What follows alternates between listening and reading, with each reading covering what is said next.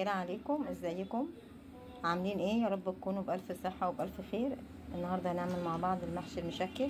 عملناه مع بعض قبل كده، بس بصراحه ما حطيتش ورق عنب معاه. بس طلع جميل جدا. ومستوي كويس. يلا مع بعض نشوف هنعمله ازاي. اول حاجه هبتدي فيها اعمل التسبيكه بتاعه المحشي.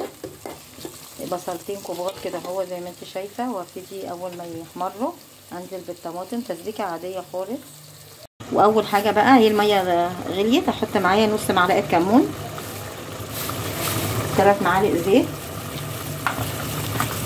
شويه زيت كده صغيرين خالص، ملح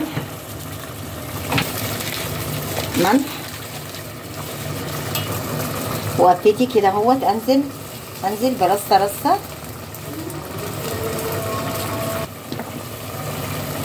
واول ما يبتدي يغير لونه اقلبه على الناحيه التانية. هو مش هياخد دقايق اصلا.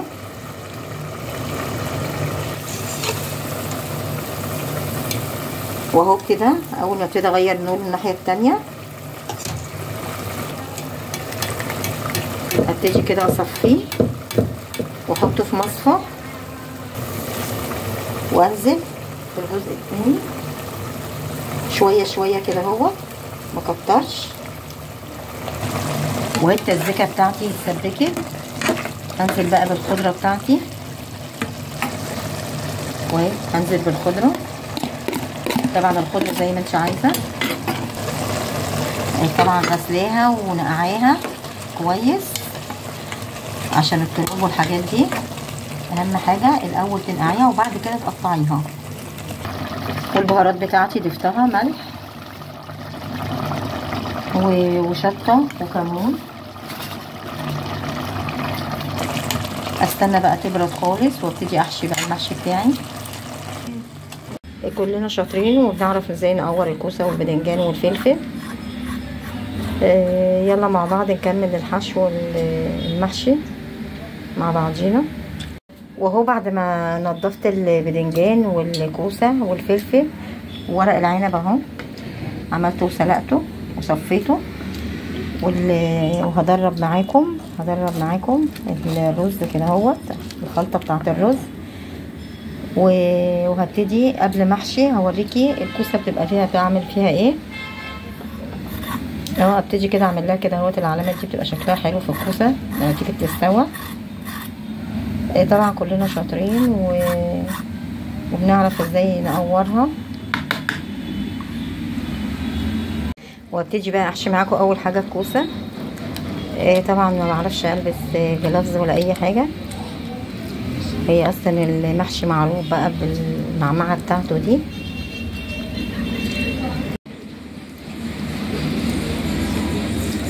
هنعمله مع بعضينا خطوه بخطوه. وبرده هعمل معاكم ورق العنب، طريقه سهله جدا، بس قلت اخلص ده الاول معاكم وبعد كده نبتدي في ورق العنب. قلت بقى وانا بحشي بقى اتكلم معاكم شويه. بجد التفاعل مفيش خالص. كذا مره فكرت ان انا اقفلها بجد القناه، بس برجع تاني عشان اتعلقت بيكم وتعلقت بيها لغايه الان. بجد يعتبر ما بستفادش منها اي حاجه. فياريت بجد ياريت تقفوا جنبي عشان نكبر القناه دي، وفي الاول والاخر نصيب. قلت ادردش معاكم وانا بحشي المحشي كده عشان ما تزهقوش من الفيديو. وبالنسبه بقى للباذنجان، اهم حاجه ان انتي ما تمليش الباذنجانيه قوي، يعني ممكن على نصها كده هو حلوه قوي كده هو نصها، على اساس الرزيه ما تعجنش. كده الرز بيزيد، نخلصه مع بعض كل الكميه وارجع اوريها لكم. وهو زي ما انت شايفه رصيته كله بالشكل دوت. واتعمدت ان اخلي البدنجان من تحت عشان بياخد سوا اكتر من الفلفل والكوسه. وهو ورق العنب بالطريقه دي. طبعا عندك طريقتين في التسويه، ممكن ورق فويل وممكن غطا محكم زي الحله بالظبط. يلا مع بعض نشوف هنسويه ازاي. اهو نزلت بمعلقه صلصه مع الميه المغليه مع معلقه ملح كبيره واقلب كله مع بعضه.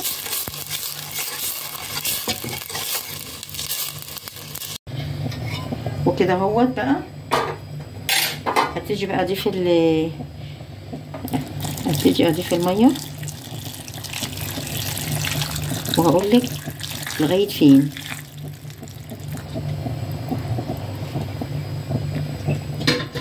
يعني بالظبط كده اهوت. بصي انا مميله الحله بالظبط كده اهوت لغايه بالظبط كده اهوت نص الصينيه. ما تكتريش عليها على اساس هيستوي الباقي على البخار.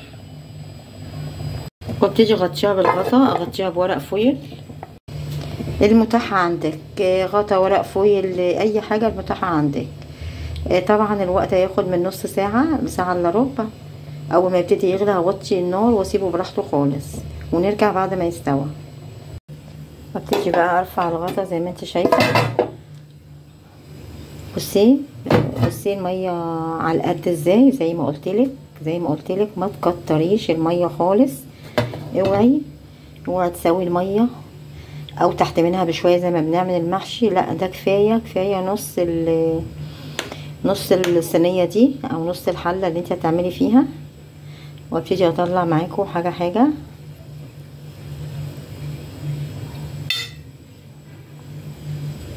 بصي الورق العنب اول مره بصراحه تجربتي دي اعملها. ورق العنب بعمل مشكل كله مع بعضه، بس ورق العنب لا.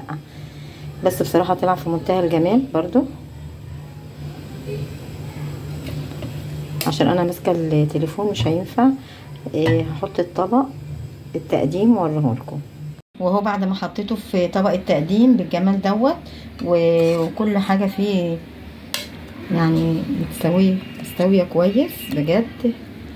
والرزايه اهي زي ما انت شايفاها مفلفله. حتى ورق العنب اوريكم واحده برضو بنفس الحكايه. بجد اول مره اعمل الورق العنب معاهم في المحشي المشكل. طريقه جميله. ولو عجبك الفيديو متنسينيش في اللايك والشير والاشتراك في القناه عشان يوصلك كل جديد. باي باي.